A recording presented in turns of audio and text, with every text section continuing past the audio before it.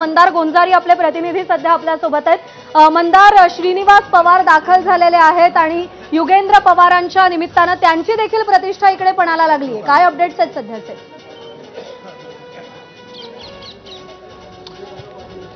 श्रीनिवास पवार आपण पाहतो आहोत या ठिकाणी बोलतायत। आपण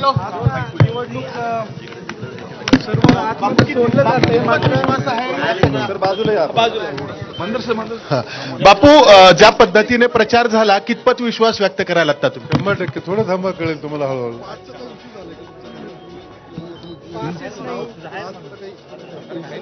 हो, नाव सापडत नाही त्यांना। बापू, शहर आणि ग्रामीण या दोन्ही भागांमध्ये हा मतदारसंघ विभागला गेलाय, तर दोन्हीकडून काय अपेक्षा आहे, काय तुम्ही सांगाल? मतदार शून्य आहे, बारामतीचा मतदार आहे। तुम्हाला थोड्या वेळात समजायला लागेल, एक 10 वाजता बघा काय होतं।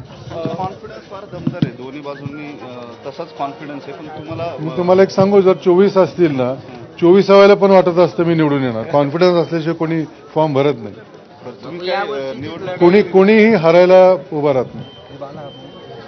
किती मतांनी युगेंद्र विजयी होतील, काय अंदाज आहे? काय, विजय हा विजय असतो। मी उगाच लाखाच्या गोष्टी करणार नाही, विजय फक्त विजय असतो। विधानसभा निवडणूक आणि लोकसभा निवडणूक या दरम्यानच्या काळामध्ये काय काय घडलं असं तुम्हाला वाटतं की या सगळ्या बारामतीचं, म्हणजे मतदारांना असं वाटत होतं की आपल्याला अधिक महत्व आलंय यावेळी, की बाबा उमेदवार आपल्याकडे येत आहेत, म्हणजे एरवी इथले मतदार जे आधीच त्यांचा निकाल घ्यायचे, मग लोकसभा असेल विधानसभा असेल, मतदारांसाठी सुद्धा वेगळी ठरली निवडणूक?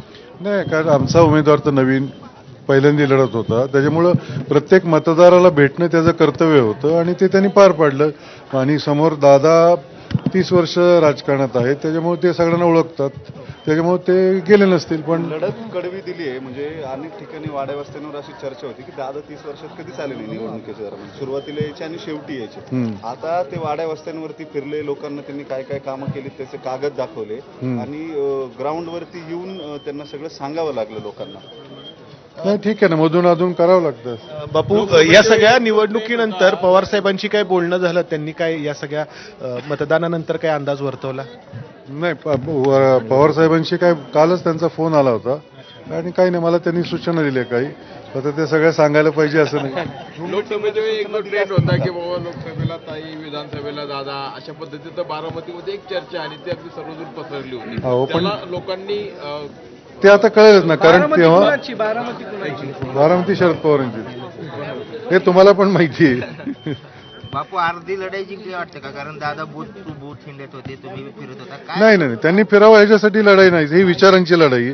दादानी काहीतरी करावं म्हणून करण्यासारखे आम्ही कुणाला एवढं मोठं समजत नाही, ही विचारांची लढाई। आता दादा किंग आणि किंग मेकर दोन्ही होणार आहेत, खरी लढत तर दादा इथे जिंकली पाहिजे होम ग्राउंडला, किंवा काय, म्हणजे ह्या लढतीकडे आता होणार आहेत हे तू ठरवलेले आहे बाबा, तू ऑलरेडी म्हणतो की दादा किंग मेकर होणार आहेत, म्हणजे एवढं मलिक म्हणतात नाही, नवाब मलिक एवढा राजकीय काय म्हणतात तज्ञ आहेत हे मला माहित नाही।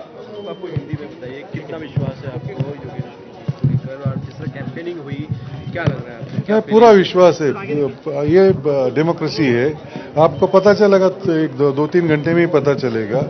और दोनों उमेदवार तगड़े हैं। पवार साहेबांनी ज्या पद्धतीने म्हटलं होतं की आता 30 वर्ष बारामतीकरांनी आधी मला दिलं निवडून, नंतर दादांना दिलं, आम्ही दोघांनाही काम केलं, तर पुढच्या 30 वर्षांचा विचार करण्याची गरज आहे। तर मतदारांमध्ये या सगळ्या विधानानंतर काय तुम्ही प्रतिक्रिया पाहिली होती? नाही, मतदार तुम्हाला पण माहिती आहे, बारामतीचा मतदार बोलत नाही, ते शांत राहतो। सुप्रियाताईंच्या वेळेस पण तेच झालं, तो व्यक्त होत नाही, पण जे काही त्याला योग्य वाटतं ते तो करतो। जे काय मतदारांनी केले असेल ते योग्यच केलं असेल असं मला वाटतं। महाविकास आघाडीच्या दृष्टीने काय निकाल